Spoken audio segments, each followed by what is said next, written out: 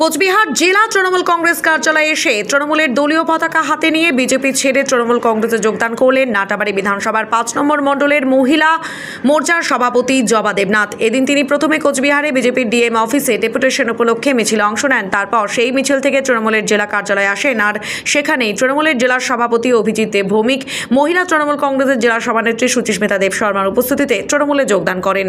তৃণমূলে যোগদান করে বিধায়ক মিহির গোস্বামীর উপর যে ক্ষোভ তার প্রকাশ করেন। ভোটের পর এলাকায় তাকে দেখা যায়নি, এমনকি বিধানসভায় কোনো সংগঠন নেই বলে দাবি তার, তাই এই যোগদান বলেও জানান তিনি। আপনি আজকে বিজেপির মিছিলে ছিলেন, মানে এই অল্প সময়ের মধ্যে কি এমন হয়ে গেল যে আজকে কি মনস্থির করে বেরিয়েছিলেন যে মিছিলেও হাঁটবেন এবং তৃণমূলে যোগদান করবেন, নাকি সেখানে এমন কিছু একটা পরিস্থিতি হয়ে যায় যার জন্য এখানে এসছেন? আমি আজকে বাড়ির থেকে বেরোয়ার সময়ই মনস্থির করেই বেরিয়েছি, শেষ করে এখানে আসবো। কেউ কোনো কি জবরদস্তি করছে বা কেউ না?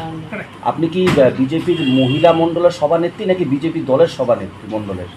না, মহিলা মহিলা মহিলা মোর্চা মহিলা মোর্চার মণ্ডল সভাপতি। হ্যাঁ। উনি যেটা বলছেন, এর আগে তৃণমূলের কম অত্যাচার বিভিন্ন, তারপরে আপনি এতদিন ধরে আছেন, 4 বছর ধরে ছিলেন, হঠাৎ কি হলো যে আজকে আবার তৃণমূলে যোগ দিতে আসছেন? সংগঠন ঠিক নেই আমাদের এখন। আপনি এমনি কোনো জনপ্রতিনিধি ছিলেন, পঞ্চায়েত বা পঞ্চায়েত সমিতি ছিলেন? না, কোনোদিন আপনাদের সংগঠনে কি ঠিক নেই, যোগাযোগ করে? আমাদের সংগঠন লোকসভা ভোটের পরে সবারকে সারা ভাঙ্গা হয়ে আছে। মানে আপনি দেখছেন যে দলটার অবস্থা এখন আগের মতন নেই, তৃণমূলে আসছেন, তাই তো? না, আপনার তো নাটাবাড়ি বিধানসভা, বিধায়কের সাথে যোগাযোগ বা কিছু হয়? আপাতত নাই, লোকসভা ভোটের পরে আর কোনো যোগাযোগ নেই।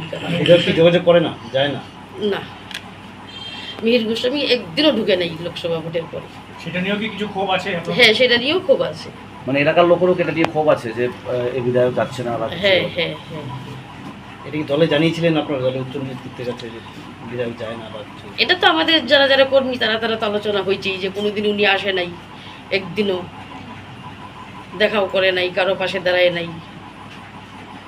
একটা কথা, এখন কোনো পদ বললেন যে জবা দেবনাথ কঠিন সংগ্রাম করে তার ব্যক্তিগত জীবন চালিয়েছেন এবং 98 সন থেকে উনি বিজেপি করেন এবং বিজেপির 2019-এ একটা রেজাল্ট করেছিল, তারপর হয়তো কিছুটা সংগঠন ওদের মুভমেন্ট করেছিল, পরবর্তীতে আর কোনো সংগঠনও নেই এবং এমএলএও যোগাযোগ করে না। উনি পলিটিক্যাল রাজনৈতিক কর্মী, রাজনীতি করতে চায়, মমতা বন্দ্যোপাধ্যায়ের উন্নয়নে সামিল হতে চায় জন্য তৃণমূল কংগ্রেসে যোগদান করেছেন এবং অবশ্যই তাকে আমরা তুফানগঞ্জ 1A ব্লক তৃণমূল মহিলা কংগ্রেসের সহসভানেত্রী হিসেবে আজকেই তার অ্যাপয়েন্টমেন্ট আমরা দিয়ে দেব এবং তাকে আমরা পূর্ণ যোগ্যতার সহকারে তাকে আমরা কাজে লাগাবো বিধানসভা নির্বাচনে এবং বর্তমানে তৃণমূল মহিলা কংগ্রেসের যে কর্মসূচিগুলো চলছে, মূল পার্টির যে কর্মসূচিগুলো চলছে তাতে তিনি যোগদান করবেন।